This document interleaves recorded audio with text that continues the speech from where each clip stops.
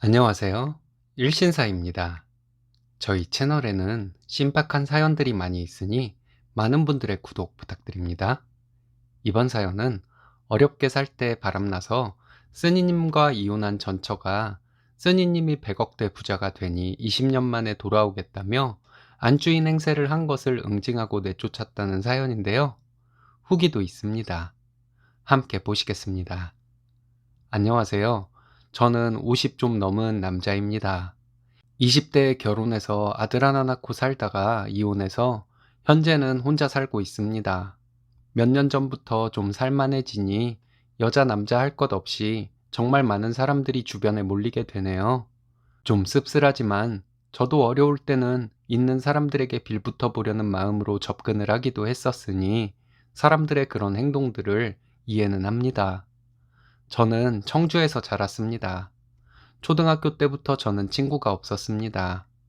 어린 시절 아버지는 술로 인생을 사는 분이었고 어머니는 그런 아버지를 견디지 못하고 집을 나가셨습니다. 조부모님도 일찍 돌아가셔서 아버지와 둘이 살았습니다. 아버지와 둘이 살아서 저는 옷도 항상 같은 옷을 입고 겨우겨우 밥이나 먹고 사는 정도였습니다. 옷은 항상 지저분하고 씻지도 않아 냄새도 났을 것입니다. 그러니 자연히 한반 친구들이 저를 멀리하려고 했겠죠. 같은 반 아이들에게 맞기도 많이 맞았습니다. 동네 북이었죠. 너무 괴로웠지만 술에 의지를 하고 살아가시는 아버지에게 제 힘든 삶을 이야기해봤자 소용도 없을 것 같아서 그냥 견디며 살았습니다. 중학교, 고등학교 때도 마찬가지였습니다. 제가 중학생이 되면서 키가 많이 자라서 그랬는지 저를 때리거나 하는 친구들은 없었지만 항상 지저분하고 없어 보이는 아이였기 때문에 친해지려는 친구들도 없었죠. 아마도 어린 시절부터 모든 친구들이 저를 싫어할 것이라는 생각에 다가오려는 친구가 있어도 제가 튕겨냈을지도 모릅니다. 제가 고등학생이었을 때 어머니가 돌아가셨습니다. 어머니의 장례식에 다녀왔어요. 어머니는 아버지의 무능함을 못 견디고 집을 나가셔서 혼자 사시다가 교통사고로 돌아가셨습니다. 엄마의 장례식에서 외가 친척들에게 등 떠밀려 상주 노릇을 하면서도 슬프지도 않고 그냥 자리만 지키다가 왔습니다. 철없을 때이니 그랬겠지요. 지금 생각해보면 그 시절 어머니가 돌아가신 슬픔이 마음속에서 일어나지 않았던 것도 어쩌면 당연했을지도 모릅니다. 어머니의 얼굴도 기억이 나지 않을 정도로 제가 어렸을 때 어머니는 집을 나가셨으니까요. 그 후에 어머니는 저를 한 번도 찾지 않으셨고요. 성인이 되고 성장을 하면서 든 생각인데 아무리 먹고 살기 어려운 시절이었고 남편의 무능이 지긋지긋해서 집을 나갔다고 하지만 그랬다면 아이를 더더욱이 데리고 나가던가 했어야죠. 무능하고 술독에 빠져있는 남편에게 아이를 맡기고 혼자 살겠다고 집을 나간 어머니는 저를 자식으로 생각하지 않았다는 결론만 났습니다. 어머니가 돌아가시고 몇 년 뒤에 아버지도 지병으로 돌아가셨습니다. 일을 하며 돈을 벌고 고생을 하면서 아버지도 어머니도 원망하지 않았습니다. 하지만 그리워하지도 않았습니다. 그냥 저는 이 세상에 혼자 남은 사람이고 남들과 경쟁을 하고 남의 돈을 거저 뺏어 먹을 수는 없으니 이래서 남의 돈을 뺏어 먹을 수밖에 없다는 생각으로만 살아왔습니다. 성인이 되어 저는 중장비를 배워서 포크레인 기사를 했습니다. 열심히 일하고 일이 좀 일찍 끝나게 되면 하루 일당을 좀 깎아주고 하니 남들보다 좀 더 일거리가 많이 들어오는 정도였습니다. 그 시기에는 청주가 엄청나게 개발이 되고 있어서 실상 일거리도 많았었고요. 큰 돈을 벌지는 못했지만 그럭저럭 먹고 살만했습니다. 결혼을 하고 아들이 태어났습니다. 전처는 아이를 키우며 살림만 했지만 늘 불만이 많았습니다. 누구 남편은 돈 많이 벌어 땅을 샀다더라. 누구네는 식당을 했는데 정말 돈을 많이 벌어서 외제차를 탄다더라 하면서 저를 매일 들들 볶아댔습니다. 우리 어렸을 때는 청주도 꽤나 시골인 곳이 많았는데 정말 천지개벽이라는 말이 어울릴 정도로 시 전체가 들썩거리며 개발이 되니 전처와 같이 허파에 바람이 들어간 사람들이 많긴 했었습니다. 저는 배고파서 배를 움켜쥐고 자던 어린 시절에 비하면 정말 천국같이 느껴지던 일상이었는데 와이프는 항상 불만이 있었습니다. 그때 장모와 처형도 저만 보면 와이프와 같은 말을 하며 저를 괴롭혔습니다. 어린 시절부터 늘 혼자였던 저는 그 모든 것이 제 잘못인 것 같아서 그저 사과만 했었습니다. 앞으로 잘하겠다고만 하고요. 그러면 되는 줄 알았습니다. 아이가 3살 때 와이프는 바람이 나서 집을 나갔습니다. 그리고 몇 달 뒤에 이혼을 요구했어요.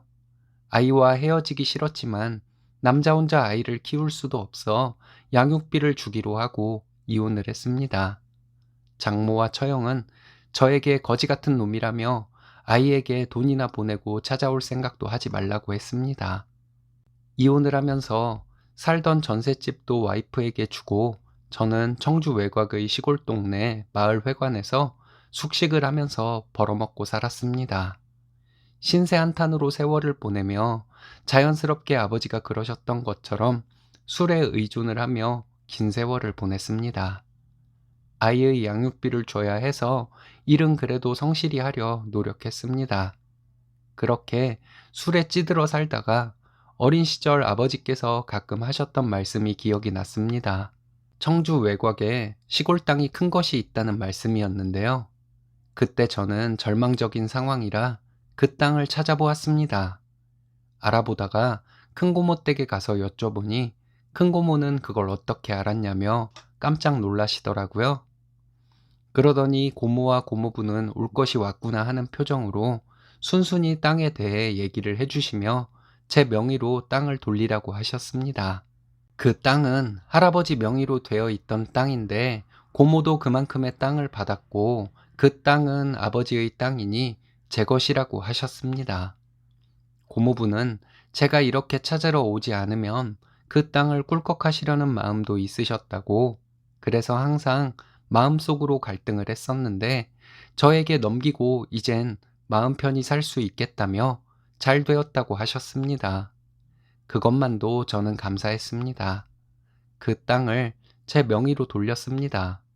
그 땅은 청주 외곽의 산중턱에 있는 땅이었는데 제가 고모부로부터 그 땅을 받았을 때는 얼마 안 가던 땅이었지만 현재는 시가가 100억이 넘는 가치입니다. 고모부께서는 그 땅을 돌려주시고는 저에게 그곳에다가 전원주택 단지를 조성하라고 하셨습니다.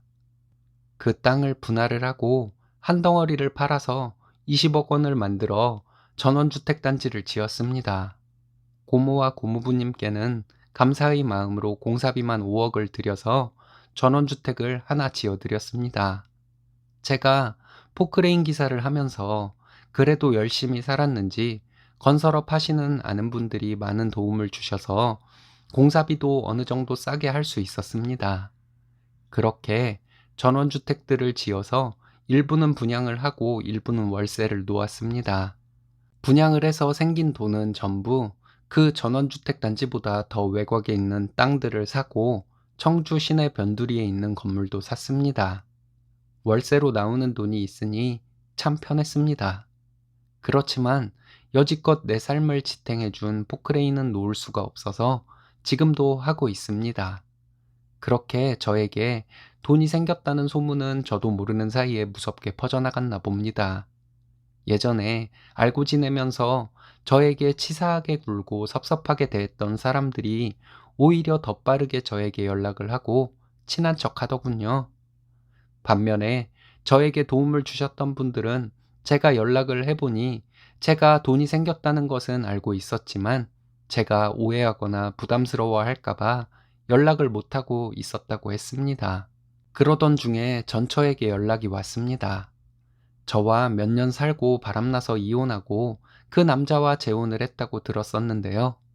제가 아직 혼자이면 저에게 다시 돌아오고 싶다고 하더군요. 재혼한 남자와는 지금 무늬만 부부로 살고 있다면서 그 남자와 확실하게 정리를 하고 다시 돌아오겠다는 것이었습니다. 헛웃음이 나오더라고요. 전처에게 연락이 온 후 며칠 간격으로 장모였던 사람도 연락을 해서 저에게 김서방이라 부르며 아이를 생각해서 전처와 다시 합치는 게 어떻겠냐고 했습니다. 아이도 성인이 된 지가 언젠데 아이를 생각해서 합치다니요. 전처 쪽과는 더 이상 엮이고 싶지 않아서 그냥 건성건성으로 통화하다가 급한 일 있다며 전화를 끊고 그랬습니다. 이혼하고 아이가 보고 싶어서 재혼한 전처에게 찾아가면 새아빠와 정붙이고 있는 아이가 혼란스러워하니 찾아오지 말라고 해서 저는 입술을 깨물며 아이를 마음속으로만 그리워하며 살았습니다. 그런데 이제 와서 어린아이도 아니고 아이를 생각해서 합치자고? 정말 어이가 없었습니다. 제가 돈이 많아지니 꼬이기 시작한 파리떼 중 하나라는 생각밖에는 안 들었습니다. 고모부로부터 땅을 돌려받은 이후에 저와 20살이 넘게 차이가 나는 젊은 여자들도 저를 유혹하려는 경우가 종종 있었으니까요. 초반에는 온통 제 주변에 파리떼들만 우글거리는 느낌이었습니다. 그래도 좀 시간이 지나니 파리떼와 그렇지 않은 사람이 구별이 되기 시작했습니다. 그래서 멀리할 사람은 멀리하고 그랬습니다. 얼마 전에 제가 사무실에 있는데 전처와 장모가 찾아왔습니다. 이혼 후 근 20년 만에 만났네요. 전처는 이미 제 와이프라도 된 것처럼 마누라 행세를 하고 장모였던 사람은 저를 아들인 것처럼 대하려고 했습니다. 제가 장모에게 그랬습니다. 내가 힘들게 살 때는 그렇게 사람 취급도 안 해주고 결혼해서 살고 있는 딸 빼내서 돈 많은 집으로 시집 보내려 해놓고는 이제 와서 이게 무슨 짓이냐고요. 그랬더니 그 노망난 할머니가 저에게 과거를 그렇게 못 잊고 어떻게 사냐면서 자기 딸과 다시 살라고 했습니다. 어린 시절부터 맨날 욕이나 먹고 기가 죽어서 남에게 욕 한 번 해본 적 없는 제가 입에서 욕이 튀어나오려고 했습니다. 저와 친하게 지내던 제 사정을 모두 알고 있던 사무실 동료가 먼저 욕을 시작하더라고요. 그 선배는 너희들에게 버림받고 제가 어떻게 살았는지 아냐며 전처와 그 엄마에게 입에 담지도 못할 욕을 하면서 다신 나타나지 말라고 했습니다. 저도 화가 나서 식은 커피를 전처와 그 엄마의 얼굴에 뿌리며 말했습니다. 니네 내가 부자 된 거 알고 이렇게 붙으려고 하는 거지? 니네 생각하면 치가 떨려. 내가 니네 이 지역에서 살기 힘들게 해주려고 벼르고 있었어. 부자한테 빌붙으려는 마음으로 사니까 니네가 거지인 거야. 거지들은 거지들끼리 그냥 살아. 지금 니네가 한 소리들 내가 휴대폰으로 녹음하고 있어. 니네가 한 말들 녹음한 거 네 남편에게 보내줄게. 너도 나처럼 다 뺏기고 이혼당해봐라. 라고 얘기하고 내쫓았습니다. 그 후로는 저에게 연락이 오지 않습니다. 와이프는 재혼을 해서 아이 둘을 더 낳았다고 들었었는데요. 제 아들도 불쌍하지만 그 아이들도 불쌍한 마음이 들었습니다. 생각으로는 정말 그것들에게 처절하게 복수하고 싶지만 그것들은 저에게 돌아오지 못하는 것만으로도 괴로워할 정신 나간 것들이니 복수할 필요성도 못 느낍니다. 제가 돈이 생기고 나니 자기 돈이 생긴 것처럼 저에게 여자들 나오는 술집에서 술을 사라는 사람들, 돈 꿔달라는 사람들, 좋은 투자처가 있다며 저를 꼬드기는 사람들 때문에 좀 힘들기도 합니다. 그래도 무시당하기보다는 대접을 받으니 돈이 좋긴 좋은가 보네요. 그냥 여러분들의 조언대로 무리하지 않고 결혼은 안 하고 적당히 연애나 하고 좋아하는 등산이나 다니며 살렵니다. 감사합니다. 후기입니다. 일신사에 저의 글이 올라가고 많은 분들의 관심과 댓글로 큰 위로를 받았습니다. 먼저 여러분께 감사의 말씀 올립니다. 전처와 장모를 저를 대신해서 욕해 주신 분들, 힘들게 살다가 편안하게 살게 되었다고 저에게 축하의 말씀을 해주신 모든 분들께 형제를 느꼈습니다. 일면식도 없는 저의 일에 함께 분노해 주시고 함께 기뻐해 주신 분들께 정말 감사한 마음입니다. 얼마 전에 제 아들이 찾아와서 결혼을 할 예정이라고 얘기를 했습니다. 못난 아빠라서 어린 시절 얼굴도 자주 못 보고 살아온 제 아들에게 미안하기도 하고 잘 자라서 결혼을 한다고 하니 기쁘기도 하고 마음속이 복잡했습니다. 아들이 저에게 어렵게 꺼낸 얘기가 결혼식 혼주석 문제였습니다. 아들은 저에게 혼주석에 앉아달라고 부탁을 했습니다. 엄마와 새아빠는 어떻게 생각하냐고 물었더니 마음대로 하라고 했다는군요. 내가 혼주석에 앉으면 네 동생들과 새아빠가 서운한 마음이 들지 않겠냐고 물었더니 대답을 못하는 마음 여린 아들놈이었습니다. 한참 뒤에 아들놈이 저에게 울먹거리면서 자기 결혼식 혼주석에 엄마와 새아빠가 앉아도 서운하지 않겠냐고 물어봤습니다. 솔직한 제 심경을 아들에게 말해 주었어요. 나는 네가 어릴 때부터 이유가 무엇이 되었든 함께 해주지 못했고 양육비만 보냈다. 너의 어린 시절 아빠 역할을 한 것이 너희 새아빠이지 않느냐. 나도 너만 생각하며 산 사람이지만 네 동생들도 있고 하니 혼주석에는 새아빠가 앉는 것이 맞는 것 같다. 그래도 네가 꼭 원한다면 혼주석에 앉으마. 이렇게 얘기했더니 아들놈이 울면서 저에게 미안하다고 새아빠를 혼주석에 앉게 하겠다고 하는데 아들놈에게 괜찮다고 하며 저도 울고 사무실에 있던 형님도 울고 정말 눈물바다였습니다. 아빠는 네 결혼식에 하객으로 갈 수 있는 것만으로도 만족하니 그만 울라고 아들놈에게 말했는데 저는 울음이 그쳐지지 않아 한참을 울었습니다. 아이가 말하는 것을 보면 새아빠가 어릴 적부터 우리 아들놈에게 못하지는 않았던 것 같아서 고마운 마음도 들었습니다. 아들이 결혼하면 집 한 채는 내가 해주고 싶어서 사무실 형님과 상의해 보니 결혼 준비는 아이들끼리 하도록 내버려 두라고 하더군요. 제가 결혼하자마자 집 한 채 척하고 해주면 아이들이 또 바라는 마음이 생길지 모른다고요. 고심 끝에 형님의 말을 받아들이기로 했습니다. 아들과 며느리가 결혼하고 잘 살아가면 아들놈 어릴 적 못 주었던 용돈이나 가끔 주고 아들에게 어려운 일이 닥치면 어느 정도 도움이나 주는 것으로 마음을 정했습니다. 사무실 형님은 저희 재산 엉뚱한 곳에 가게 하지 않으려면 건강 잘 지켜서 전처보다 오래 살아야 한다는 말을 하더군요. 더 확실하게 하려면 어느 정도 아들에게 물려줄 재산을 빼고는 사회에 환원을 한다는 것으로 조치를 해놓던지 하라고 했습니다. 형님에게는 내가 이렇게 젊은데 벌써 그런 것까지 생각하냐고 했지만 집에 돌아와서 생각해보니 형님의 말이 100번 옳은 말이라는 생각이 들었습니다. 조금 있으면 아들이 결혼을 합니다. 저는 하객으로 잠시 결혼식만 보고 나올 생각이지만 평생을 그리워하며 살아온 아들놈이 결혼을 하는 모습을 보면 참 여러 가지 마음이 들 것 같습니다. 축의금은 좀 큰 금액으로 아들놈에게 직접 주려 합니다.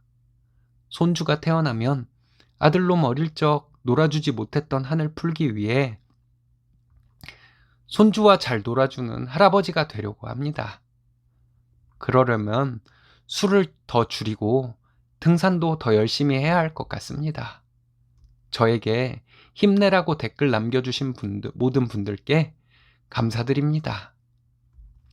아드님과 놀아주지 못한 미안함에 손주와 잘 놀아주는 할아버지가 되겠다는 말씀 정말 감동적이네요. 멋지십니다. 오늘의 사연은 여기까지입니다. 재밌으셨다면 좋아요, 구독 부탁드려요. 일신사는 여러분들의 사연으로 제작됩니다. 많은 사연 제보 바랍니다. 여러분들의 사연은 아래 메일 주소로 부탁드려요.